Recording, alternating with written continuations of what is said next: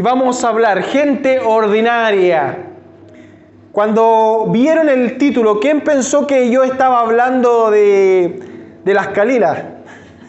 De las calilas, las mojojojo y las maigas y todas ellas. ¿Alguien pensó eso? ¿Sí o no? Ahora, yo no quiero decir que usted sea ordinario, pero sí lo es. ¿Qué es? ¿Cuál es la definición de gente ordinaria? Gente común y corriente. Por eso le puse así, ¿ya? Así que si usted pensó en las calilas, las mojojojos, no. Estaba pensando en gente como yo y como usted. Gente común y corriente. Amén. ¿Alguien vio la película aquí Hasta el último hombre? ¿Qué película más buena? Y me gustaría hacer contar un extracto de la película. Y el que no la haya visto se la voy a spoilear. Desmond II nace en Virginia en 1919. Siempre fue un joven normal. Flaco, parecía un pollo, así como Álvaro, por ejemplo. Flaco, en los huesos, raquítico. ¿Cierto? Nunca tuvo algún tipo de reconocimiento. Tampoco tenía nada especial durante su niñez o su juventud. En 1942 se enlistó para pelear en la Segunda Guerra Mundial. Esto es un hecho real. Esto pasó. Por su fe cristiana se sumó como un objetor de conciencia y puso una condición solamente para ir a la guerra. Iba a ir al campo de batalla como médico de guerra sin portar un arma. Mientras los demás quitaban vida, dijo, yo voy a salvarlas. Por esa situación se ganó la burla y el rechazo por parte de todos sus compañeros. Le llamaron cobarde. Y varios personajes o personas que se enlistaron con él no querían ir con él a la guerra.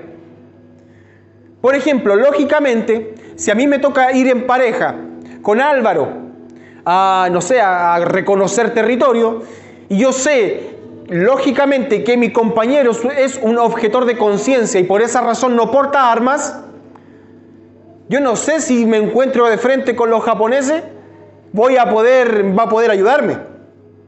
Entonces muchos empezaron a separarse de él. Muchos no querían andar con él. Como el amigo cobarde. ¿Alguien ha tenido alguna vez algún amigo cobarde que arranca, no? El soldado que arranca sirve para otra guerra. El soldado que arranca sirve para otra guerra, dijo el profeta Cantinflas. Entonces, todos se apartaban de él y nadie quería ir en su pelotón. Se dieron cuenta que cuando subieron al campo de batalla, que estaba en un alto, los japoneses arrasaron con la mitad del pelotón de Desmond II. Y apenas iban subiendo, aplicaron retirada. Entonces empezaron a arrancar y cuando iban arrancando todos, Desmond II escuchó la voz de Dios. Entonces la voz de Dios le dice, anda a rescatar a los que quedaron tras las líneas enemigas. Y los japoneses, siguiendo a sus compañeros, lo traspasaron y no se dieron cuenta que él estaba escondido. Y en ese entonces, él fue a buscar a los amigos de él, que habían quedado atrás. Y empezó a rescatar uno por uno, sacarlos a algunos de la base del enemigo, y empezó a rescatarlos y a bajarlos solo. Luego de eso, bajó y todos quedaron admirados porque se dieron cuenta que los 75 que habían sido rescatados y estaban en donde los médicos de Estados Unidos, los 75 los había bajado él. El cobarde. El que no quería portar un arma por cobardía. Ahora yo les hago una pregunta. ¿Es difícil ir a una guerra? Claro que sí. Ahora, ir a una guerra sin un arma, ¿qué más? Que él, aparte de no ir con un arma, más allá del arma en sí mismo, porque podía haberla portado y no haberla ocupado nomás. Pero él podía haber ido con el arma, haberla movido, haber hecho así como a algunos que le gusta hacer escándalo, levantar polvo, los tarros con piedra, como le llaman. ¿Cuáles son los tarros con piedra? Los que hacen ruido nomás, dan puro jugo. ¿Cierto? Pero no, él por convicción y por su fe, por sus principios, él decidió ir a la guerra, pero sin un arma. La segunda vez que su pelotón se rearmó y subieron, nadie quería ir sin él. Ahora, no porque él podía salvarlos, porque él iba sin un arma, porque se dieron cuenta que él portaba algo especial. Cuando lo entrevistaron y lo llenaron de medallas a Desmond II, se dieron cuenta que él no quería ningún tipo de crédito por aquella gran hazaña que había hecho, sino que dijo: yo solamente obedecí la voz de Dios. Ahora, no morir ya es un milagro. Ahora, rescatar 75 personas tras las líneas enemigas es un milagro mayor. Ahora, sacarle a sus amigos de la misma base sin un arma ya es más que un milagro. Ya es más que un milagro. ¿Por qué? Solo por la convicción de tener la certeza de que escuchó la voz de Dios. ¿Qué dijo él? Yo solamente obedecí a la voz de Dios. Mejor aún, porque la segunda vez que él bajó herido, lo recuperaron de sus heridas, ¿cierto? Porque estuvo toda la noche rescatando soldados. Y después, cuando le curaron sus heridas, volvió a subir porque ningún soldado quería ir sin él. Entonces, ¿qué pasó? Uy, yo no sé, pero él tiene algo especial. Y yo sé que si él sube y yo me pongo cerquita de él, quizás no voy a morir.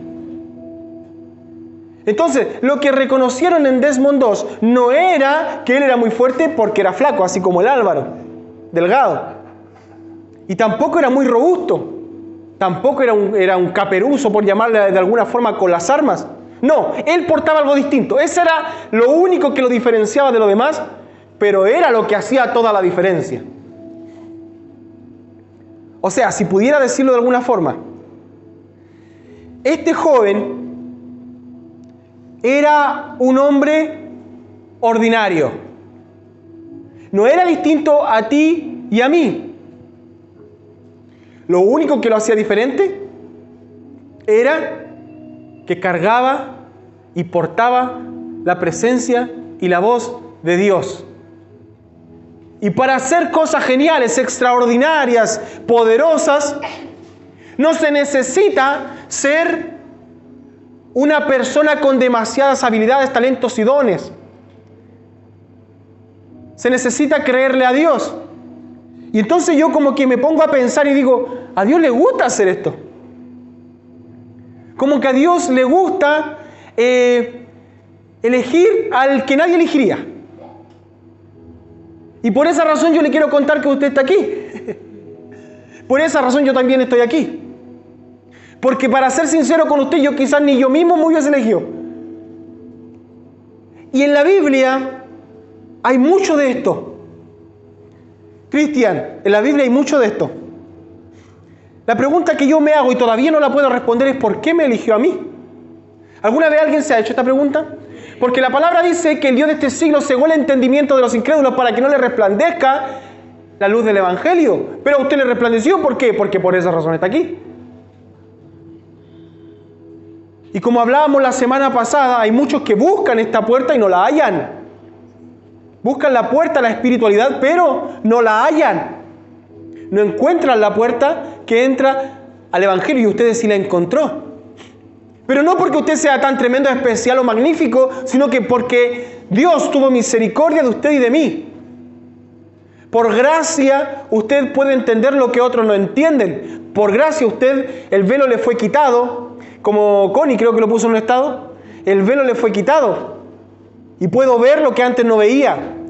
Eso no fue porque éramos tan grandiosos, sino que porque Dios tuvo misericordia de nosotros. Vamos a ir a la primera palabra. Por favor, Vicente.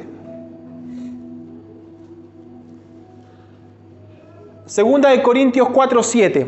En la versión Dios habla hoy. Y dice así: pero esta riqueza la tenemos en nuestro cuerpo, que es como una olla de barro, para mostrar que ese poder tan grande viene de Dios y no de nosotros. Cuando habla de riqueza, ¿de qué está hablando? En ese pasaje está hablando del Espíritu de Dios. Dice, esta riqueza, Dios decidió guardarla y dejarla en estos vasos de barro. ¿Para qué?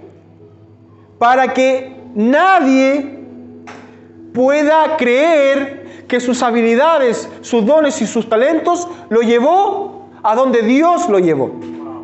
Entonces, entendiendo esto, nosotros podríamos solo limitarnos a creer que Dios algo puede hacer. ¿Me entiende?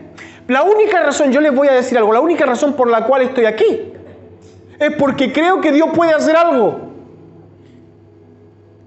Es lo único que me mantiene vivo.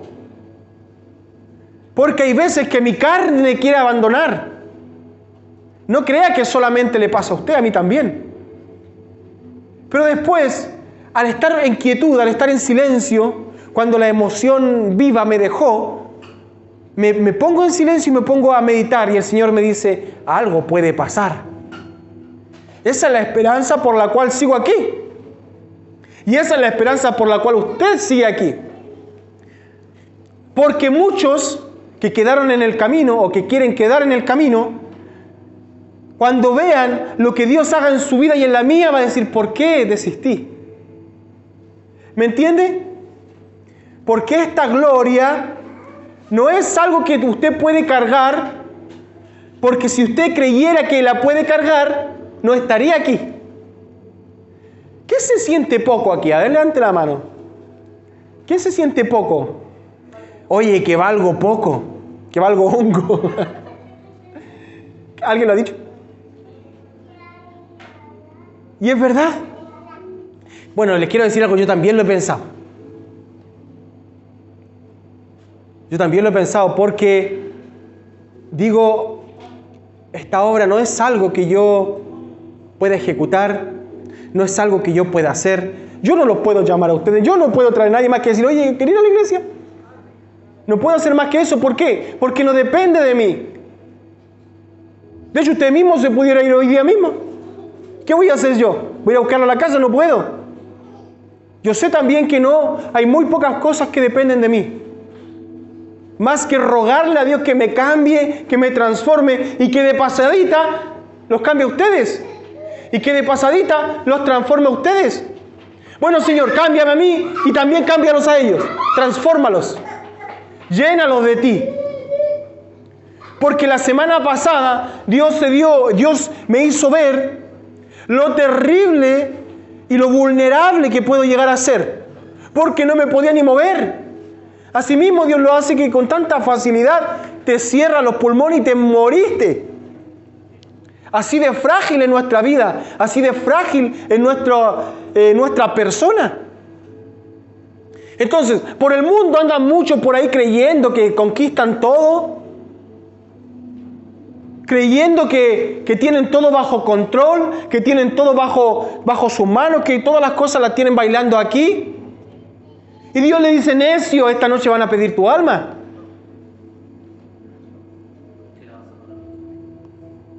¿Y lo que tiene de quién va a ser? ¿Me entiende? Mire, la otra palabra, por favor, Vicente. 1 Corintios 1, del 26 al 29. La nueva versión internacional. Usted la lee ahí. Hermanos, consideren su propio llamamiento. No muchos de ustedes son sabios, según criterios meramente humanos. Ni son muchos los poderosos, ni muchos los de noble de cuna. Pero Dios escogió lo insensato del mundo para avergonzar a los sabios, y escogió lo débil del mundo para avergonzar a los poderosos. Y también escogió Dios a lo más bajo y despreciado, y lo que no es nada, para anular lo que es. ¿A fin de qué? ¿A fin de qué? A fin de que nadie se jacte en su presencia, o nadie pueda jactarse delante de Él. Ahora, ¿cuál es la razón por la cual Dios te escoge a ti y a mí? Para que cuando eso pase, y cuando Dios muestre su gloria por medio de ti, no puedas jactarte y decir, oye, el poder de mi fuerza me trajo hasta aquí. Sino que no va a haber ninguna duda de que fue Él. Y esa palabra, cada vez que quiero caer, el Espíritu Santo me la muestra. Esto no trata de ti. ¿Me entiende? Porque los que me conocieron antes, los que me conocen ahora y me van a conocer después, van a decir, ¡wow! ¿Qué cosas hizo Dios? No porque yo fuera tan capaz, o fuera tan manso, o fuera tan humilde, o tuviera tanta elocuencia, sino porque a Dios le plació. ¿Cuál es la diferencia entre un elocuente y yo? Es que Dios me llama a mí. Punto. Porque quizás en el mundo, si Dios les tocara el corazón, habrían personas que prediquen 1000 veces mejor que yo. La gracia es que Dios me llamó a mí. Y por alguna razón, todavía no sé qué, pero por alguna razón me llamó a mí. Y hay muchas personas quizás que son mejor que tú, pero Dios te llamó a ti. Y así como Desmond II, como Harriet Tubman, ¿qué era lo que hacía la diferencia en ellos? Es que a ellos los llamó Dios. ¿Por qué? Porque esto no trata ni del que quiere, ni del que corre, sino del que Dios tiene misericordia. Esto no trata de el campeón olímpico, del mejor para el fútbol, del mejor para el tenis. Esto trata de quien Dios llama. Porque a mí no me llamó un hombre y a usted tampoco. Porque no tenemos la capacidad de llamarlo a usted, Elías. No tengo esa capacidad. Y usted está aquí, y aún su hermana está aquí por la gracia de Dios. ¿Cierto? Entonces, si algo he podido entender en este tiempo, es que a Dios le gusta, antes de llamar a alguien y antes de hacer algo con alguien, que ese alguien tenga claro que todo lo que hizo no tiene nada que ver con él. Y las cosas que vamos a poder hacer es porque Él está en la ecuación. Es lo que tenemos que tener claro. Y yo me di cuenta también que hasta que no tengamos eso claro, cada uno de nosotros, Dios no va a hacer nada con nosotros. Hasta que no tengamos un corazón de reconocerlo en todos nuestros caminos, Dios no va a hacer nada con nosotros. ¿Por qué? Porque todavía cuando pase algo, Dios va a decir, nosotros podemos decir, el poder de mi fuerza me trajo hasta aquí. Asimismo, como estaba el rey Nabucodonosor, estaba caminando por su palacio y dice, oye, ¿has visto, perdón? Porque él no era chileno, no dice, ¿has visto esta gran Babilonia que yo creé? Y dice que la palabra todavía no estaba saliendo de su boca. Y dice que una voz del cielo le dice, a ti te digo, Nabucodonosor, el reino te ha sido quitado. ¿Por qué? Porque el mismo Daniel dice que Dios ese es el que pone reyes, el que quita reyes, el que da reino, el que da majestad y gloria a Dios. Y no hay nada que escape de su mano. Porque Dios a Daniel le dio la revelación y le dijo, cuando Daniel estaba hablando con Nabucodonosor, le dijo, el Dios del cielo decidió darte este reino a ti. Y si no fuera por el Dios del cielo al cual yo sirvo, tú no serías rey de nada. Pero parece que a Nabucodonosor se le olvidó. Porque apenas se estaba jactando, Dios le quitó todo. Entonces, ¿quién a veces ha pensado que hay caminos de los cuales no va a poder salir? Jamás voy a poder salir de esto. Jamás voy a poder salir de esta depresión. Jamás voy a dejar de tener miedo. Jamás voy a dejar de ser orgulloso. Jamás voy a dejar de estar constantemente con pensamientos de muerte. Y parece que a Dios le gustara llevarme por ese camino del cual nosotros creemos que no vamos a salir de ahí. ¿A quién le ha pasado? Solamente a mí. Yo muchas veces he pensado, esto no va a cambiar nunca. Yo no voy a poder ser transformado y parece que a Dios le gustara eso. De decirte, puede que tú no, pero yo sí puedo. Entonces cuando tú tengas claro que no puedes, ahí sí vas a poder, pero no por tu fuerza, sino que porque yo lo voy a hacer por medio de ti. Entonces, la aflicción, la tristeza, la angustia que tú vives, no creas que se escapa de la mano de Dios. ¿Me entiende? ¿Qué está diciendo, pastor? Escúcheme, voy de nuevo. Voy de vuelta, dijo Lucas Cose. Voy de vuelta.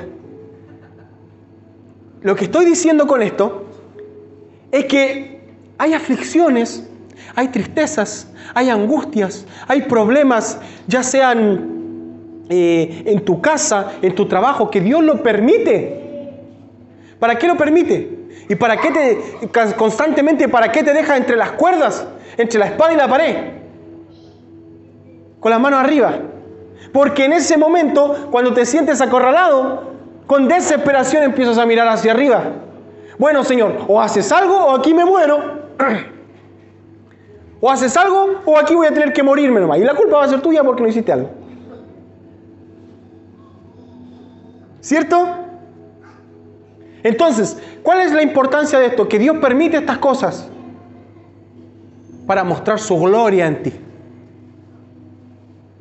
Vaya a saber tú que si tienes problemas de miedo, en algún minuto te va a tocar y arreglar y hablar con personas que tienen miedo. Si tuviste depresión, quizás Dios te pone a alguien en el camino que por medio de ti le enseña a salir de la depresión.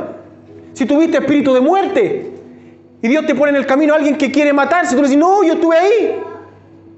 Y tengo un Dios que libra de la muerte. Tengo un Dios que libra de la ansiedad, de las crisis de pánico. ¿Libra o no? Entonces cuando venga una persona que tuvo problemas similares a los tuyos, tú le vas a decir, no, yo tengo un Dios que salva. Yo tengo un Dios que restaura, que reconcilia. Vaya que yo sé de esas cosas. Porque si en algo soy experto en fracasar. De verdad. Me he equivocado tantas veces que la poca sabiduría que tengo la tengo por consecuencias. Porque me he condoreado y después, eso no tenía que hacerlo. Bueno, voy a hacer esto otro. Lo bueno es que cada vez que me he condoreado puedo decirle a usted con autoridad que no haga eso. Mira, yo te voy a decir algo y no hagas eso. ¿Por qué? Porque yo lo hice y no resulta, así que no lo haga. Alvarito, no haga eso. ¿Por qué? Porque yo también lo hice y no resulta, no lo haga. Cristian, déjate de hacer como 10 veces lo mismo porque no resulta. ¿Sí o no, Elías? Entonces cuando uno se condorea harto, también tiene harto que decir. Hay veces que tu humanidad te la gana. Hay veces que a mí mi humanidad me la gana. Yo digo, y después digo, Señor, ¿hasta cuándo? ¿Por qué?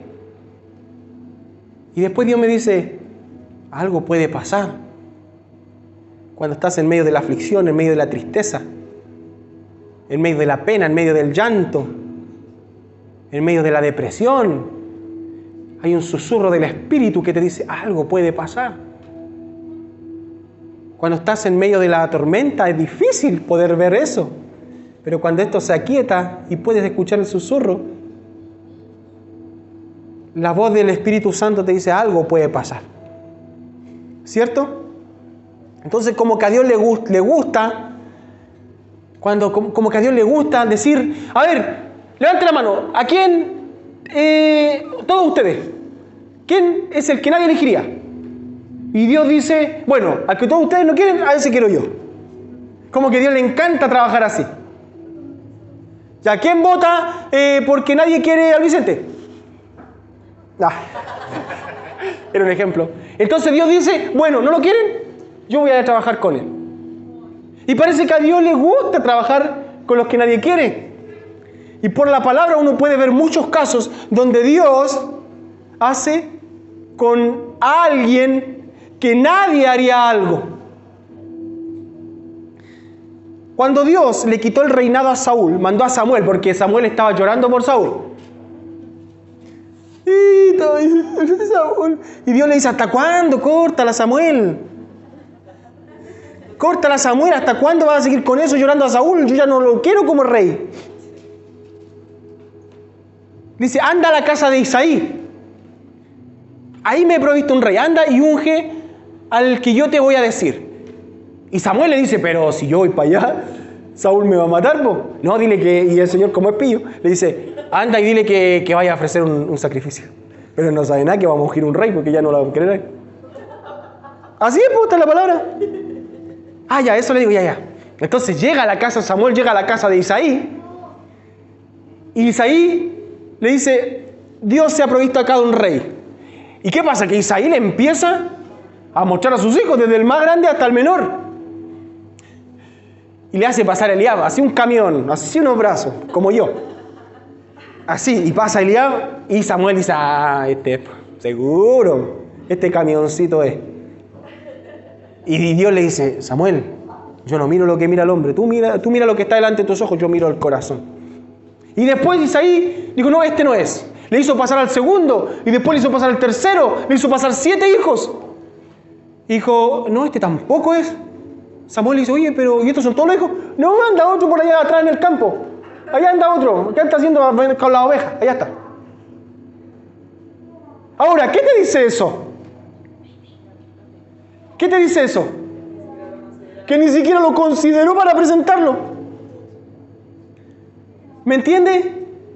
¿Y dónde está el Maxi? No, está allá atrás. ¿Sí o no? ¿Dónde está el Cristian? Está atrás, allá en la huerta, allá.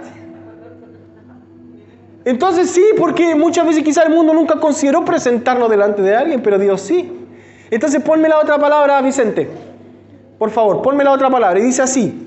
Primera de Samuel 16, del 11 al 13. Entonces dijo Samuel a Isaí, ¿son estos todos tus hijos? Le dice. Y él respondió, queda aún el menor. Está allá atrás, apacentando las ovejas. Y dijo Samuel a Isaí, envía por él, porque no nos sentaremos a la mesa hasta que él venga aquí. Envió pues por él y le hizo entrar. Y era rubio, hermoso de ojos y de buen parecer. Entonces Jehová dijo, levántate y úngelo, porque este es. Y Samuel tomó el cuerno de aceite y lo ungió en medio de sus hermanos. Y desde aquel día en adelante el Espíritu de Jehová vino sobre David. Se levantó luego Samuel y se volvió a Ramá. Ahora, cuando lo estaban ungiendo, ¿qué creían ustedes que pensaron los hermanos? Porque en la cultura de judía, el menor era el que no tenía ni siquiera herencia, estaba por allá lejos. Entonces, dijo, bueno, Dios escogió a este y estaban todos sus hermanos alrededor. Este va a ser su rey. Quizás se burlaron, quizás se avergonzaron, no sé qué hicieron. Y quizás cuando se fue Samuel, ¿qué va a ser rey vos? ¿Sí o no? ¿Quién lo hizo con alguien que menospreciaba? ¿Alguna vez alguien menospreció a alguien aquí? Sí, también. Alguien que tú consideráis que no, este no tiene pinta de nada. A mí me pasó todas estas veces. Y te digo, hay personas, yo cuando era jugador de fútbol menosprecié a personas que ahora están jugando en Europa. Porque yo en mi cabeza creía que no tienen lo necesario. Ahora, y yo me doy cuenta que tenían todo lo que yo no tenía. ¿Por qué? Porque ellos están allá y yo sigo aquí. Ahora, Dios tenía algo distinto para mí. ¿Cierto? Porque no quiere decir que yo estoy menospreciando lo que estoy haciendo ahora. No. Lo que estoy diciendo es que en ese tiempo, cuando yo era jugador, yo lo menosprecié a él. ¿Me entiendes? Entonces, tú te puedes dar cuenta que al final Dios puede hacer lo que quiera con quien quiera. Y no te va a pedir permiso ni a ti, ni a ti, ni a ti, ni a mí. O sea, si Dios en algún momento quisiera exaltar a Cristian, a Graciela, a Elías y ponerlos en un lugar de prestigio, no me va a preguntar a mí. ¿O usted cree que va a decir, mira, estoy pensando en Cristian, ponerlo allá? ¿Qué pensáis tú, Max, si te va a preguntar Dios? ¿Te parece, Álvaro, que yo lo ponga allá? ¿A dónde la viste? Dios va a poner a quien quiera donde quiera. ¿Por qué? Porque Él es Dios y tú no. ¿Me entiendes? Entonces, si nos ponemos a razonar y a reflexionar sobre esto, ¿te das cuenta? ¿Cuál es la lógica de Dios? No digo que siempre, pero la mayoría de las veces. Bueno, necesitamos un rey. Tráiganme al menor de la casa más pobre. Necesitamos al menospreciado. A ese tráemelo y yo lo voy a hacer un rey. Al que quizás ni siquiera discute porque dice, cual quizás David se enteró, viene Samuel, ya bueno, aquí lo deja uno de ellos, pues yo qué. Ni pensó que ni él se consideró. ¿Me entiende? Y Dios dice, tráeme al que está allá. ¿Por qué? Porque con ese voy a hacer cosas grandes. ¿Por qué? Porque nadie va a decir después que fue por él, sino lo que él porta. ¿Por qué? Porque yo voy con él. ¿Me entiende?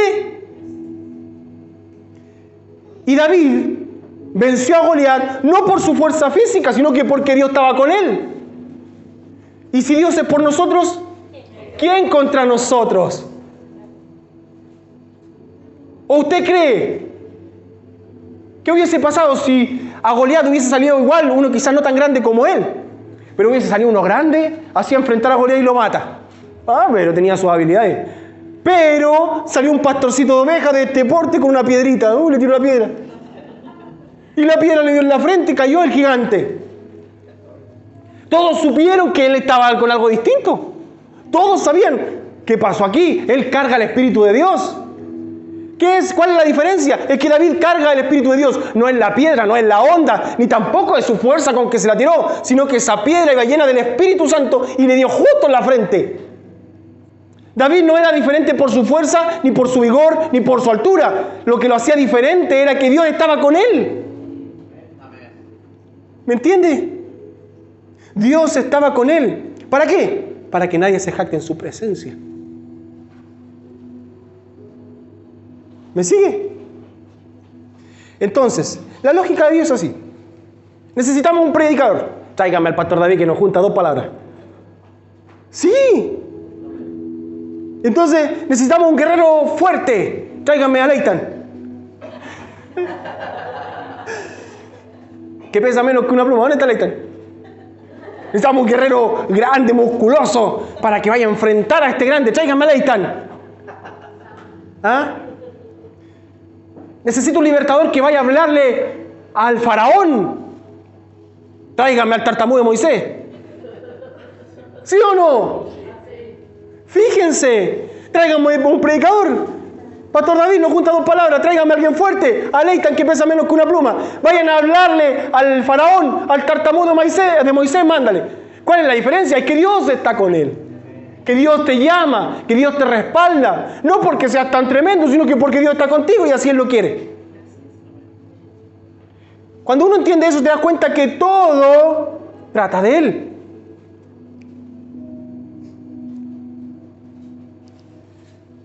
Ojo con tu tribulación, con tus tormentas y con tus debilidades. No vaya a ser que Dios te quiera usar ahí.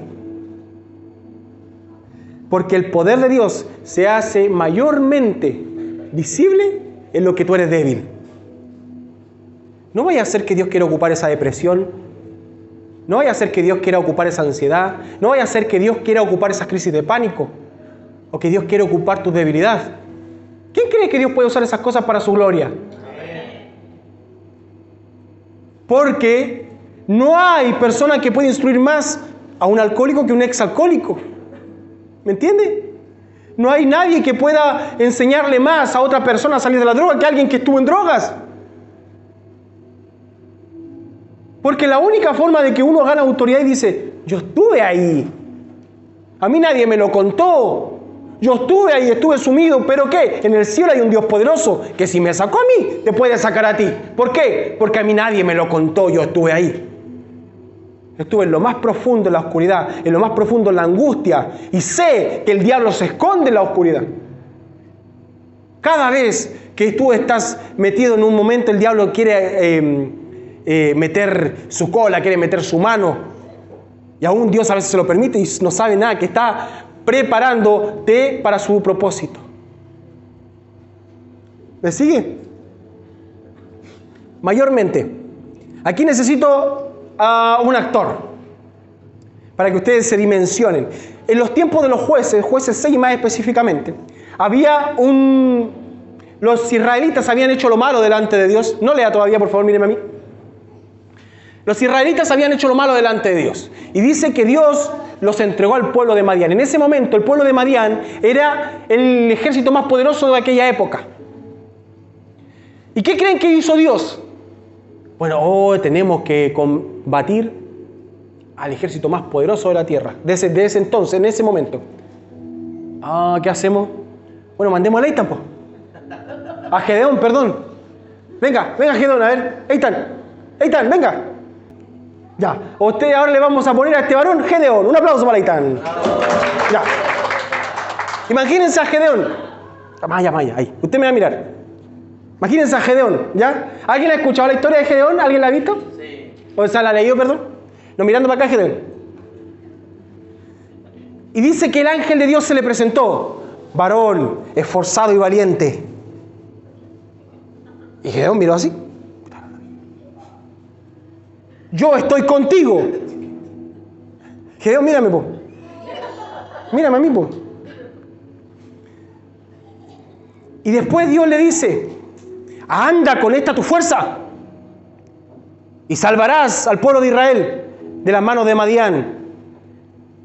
Anda con esta tu fuerza, con estos tus brazos tan musculosos, con tu altura. El actor, ya vaya, Dios le bendiga, chócala. No, ya vaya. No, no, ya, ahora se imagina, viendo a Leighton, ¿se imaginan cómo es Gedeón más o menos?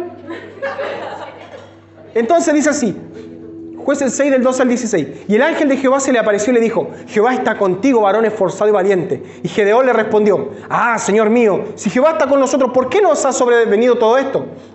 ¿Y dónde están todas tus maravillas que nuestros padres nos han contado, diciendo, ¿no nos sacó Jehová de Egipto?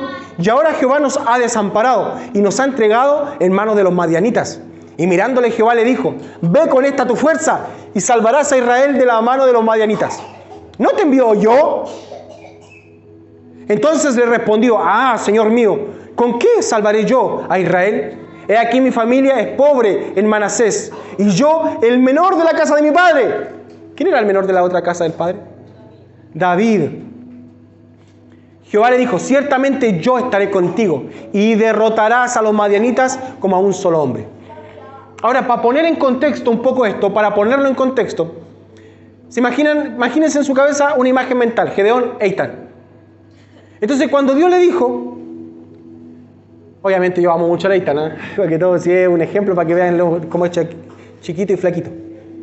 Entonces dice, varón esforzado y valiente. Y estaba Gedeón ahí y se puso a reír.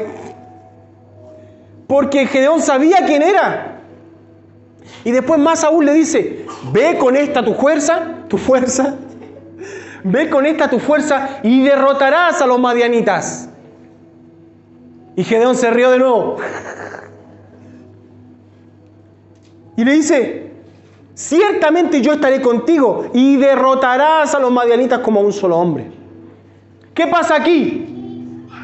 Que en ningún caso Dios estaba preocupado de quién era Gedeón, aparte que lo conocía. ¿Me entiende?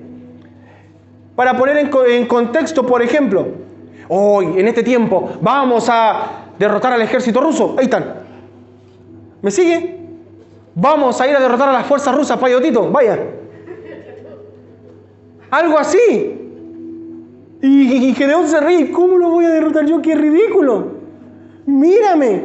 Soy el menor. Y Gedeón le dice, soy el menor de la casa de mi padre y la casa de mi padre es la más pobre que hay. ¿Cómo voy a derrotar yo? Y ahí Dios le dice, es que yo voy a estar contigo, cabezón. Yo voy a estar contigo, burro. ¿Me sigue? Y después dice, júntate un ejército. Y se juntaron 30.000. Y Dios le dice a Gedeón, son muchos.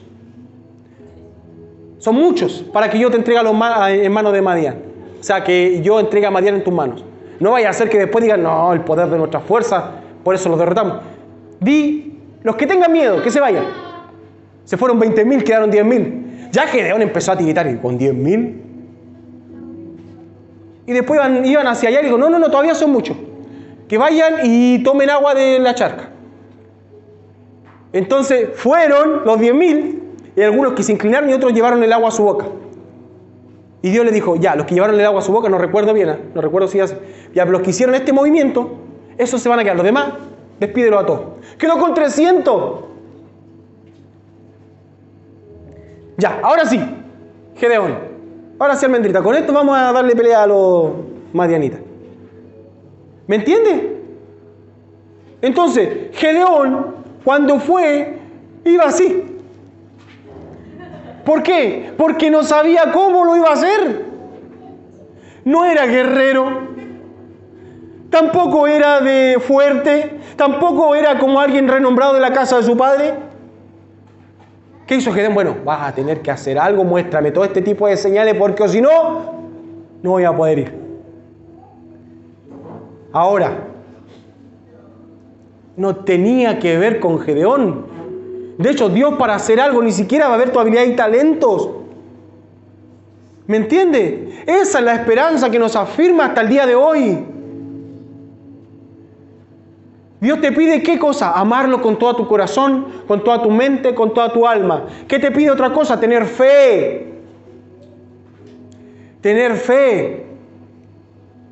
¿Qué es lo que más nos cuesta? No tenemos fe. Ayer en un tiempo de oración una hermana me entregaba una palabra. Estábamos orando, fue un bonito tiempo de oración. Y yo en la tarde igual estaba orando en el bosque y el Espíritu de Dios me decía, el problema es que no tienes fe, no tienes fe. Aún así vas a pasar por esta tribulación de la misma manera que siempre, o vas a tener fe y vas a creer. Y me quedé con eso en mi corazón y decía, no, Señor, yo quiero hacerlo distinto. Y una hermana me entregó una palabra y me dijo, esa que cuando estaban Jesús y sus discípulos en la barca, y estaba la tormenta y el barco estaba así tambaleándose. ¿Qué representa la tormenta? Tribulación, angustia, depresión, ansiedad o cualquier conflicto en el cual tú te encuentres. Eso es tribulación, eso es tormenta. Una pelea con alguien, lo que sea. Y estaban en medio de la tormenta y es muy difícil en medio de una tormenta tener fe y creer, es difícil. Pero estaban todos los discípulos ahí tambaleándose y de repente estaba el Señor y les dice, durmiendo. Yo creo que no tenía el sueño pesado, yo creo que Él confiaba mucho. Jesús yo pienso que confía mucho, bueno, y si me toca morir es voluntad de Dios. ¿Por qué? Porque Él conocía y conoce a Dios. ¿Me entiende? Entonces Él estaba durmiendo y estaban los discípulos ahí, Señor, perecemos. Y el Señor se enoja y le dice, ¿por qué no tienen fe? Hombres de poca fe. Y tú le preguntas, ¿qué tiene que ver la tormenta con la fe? La fe tiene que ver de que confiar más en Dios que en tus circunstancias.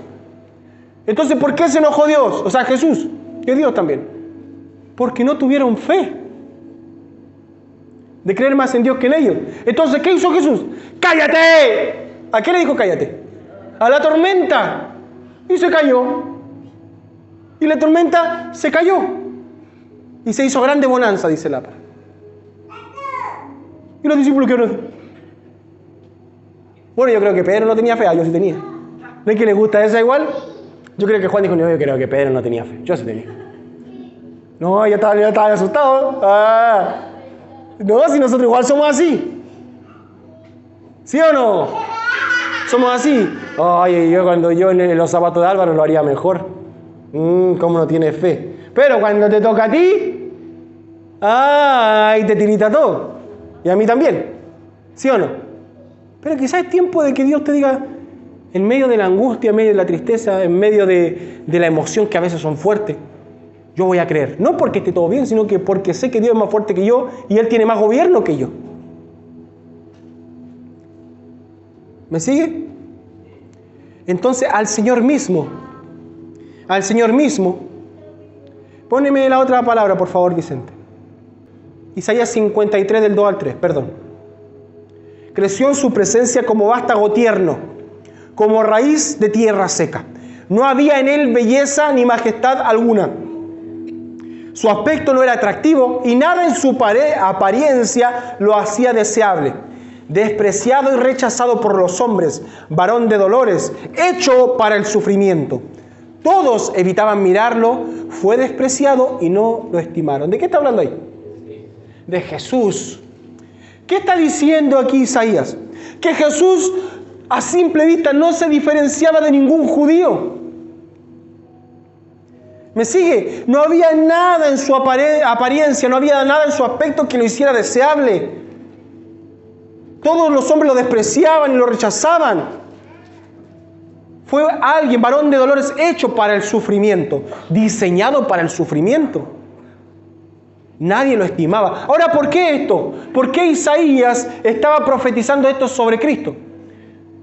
Porque lo que él decía era que Jesús no se diferenciaba en nada de ningún judío normal. Entonces, cuando él era joven, cuando empezó a hacer las primeras señales en el lugar de donde él venía, dijeron, ¿no es el hijo del carpintero? ¿No es su madre María? ¿Qué te dice eso? Que no tenía nada especial. Nada así como, wow, claro, él hace esto porque miren cómo es, pues mira las cosas. No, se crió como un niño normal, La palabra lo dice en Lucas. Creció sujeto a sus padres, obedecían todo. Por esa razón le decía, oye, pero Entonces, ¿qué pasa? Que a Dios no solamente lo hace así contigo y conmigo, sino que hasta con el mismo Señor Jesús lo hizo así. No había nada en su apariencia, no había nada en su físico que lo distinguiera. Por eso lo menospreciaban. ¿Me entiende? Y tampoco nació en una familia acaudalada. Tampoco nació en una familia de un estatus social alto. Tampoco era parte de los gobernadores de ese tiempo. Nació en un pesebre. Entonces tú dices, no sé, uno piensa en su lógica y dice, ¿no será más fácil que Dios lo haya hecho nacer, no sé, de alguien de alto rango, del hijo de Caifás, de un fariseo que por lo menos tenía posición? Quizás lo hubiesen escuchado más. Pero Dios dijo no. Van a ser de una virgen y va a vivir, va a ir y va a tener que arrancar de pueblo en pueblo porque lo van a querer matar. Entonces, dice en Juan 3, 1, 2, por favor, Vicente. Después de entender todo este contexto en el cual vivía Jesús, dice, había un hombre de los fariseos que se llamaba Nicodemo, un principal entre los judíos.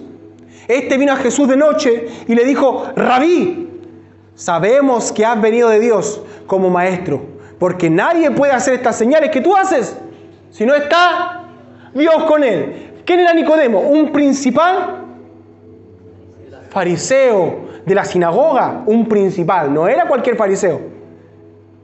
Pero entendiendo esto, un fariseo de los principales dice, yo sé que tú vienes con Dios, porque nadie puede hacer lo que tú haces si Dios no está con él. Ahora, en el mismo contexto, ni el mismo fariseo había visto algo por vista que lo diferenciara de los otros judíos. Los fariseos eran la élite de ese tiempo y con mucha facilidad menospreciaban a los que no. No iban a los barrios bajos, no, yo soy un santo, un puro, un fariseo. Entonces, para reconocer a Jesús como maestro y que Dios estaba con él, claramente Jesús portaba algo glorioso. Pero aún en su cuerpo, en su aspecto, la palabra dice no había nada majestuoso. No había nada que llamara la atención de él, así como en nosotros. O alguno de ustedes pasa por la calle y dice, oh, ahí viene el... No voy a decir nombre porque después se ofenden. Ahí viene el pastor David, oh, y como que la gente me abre paso. No es así. O alguien pasa y le abren paso. El Maxi puede ser. ¿Sí o no? Pero nadie. Oye, no, mira, ahí viene la hermana ahí, la ungida de Dios. No, mira, la verdad que... ¿Sí o no? No. ¿Cuándo se empiezan a dar cuenta? Cuando ven que la persona empieza a transmitir algo que nunca antes había transmitido. Cuando ven la mansedumbre de la almendra, mansa y humilde de corazón como el Señor. Entonces dicen, wow, aquí ella le pasó algo, ella aporta algo distinto, tiene un espíritu diferente. Cuando ven a Álvaro manso, al pastor David manso, ¿cierto? Cuando ven a Connie llena de valentía, empoderada, dicen, oh, aquí pasó algo. Y el poder de Dios perfeccionándose en tu debilidad. Amén. Cuando entraron a la tierra prometida, Dios le prometió. Esto no lo tengo, se me vino a la mente recién.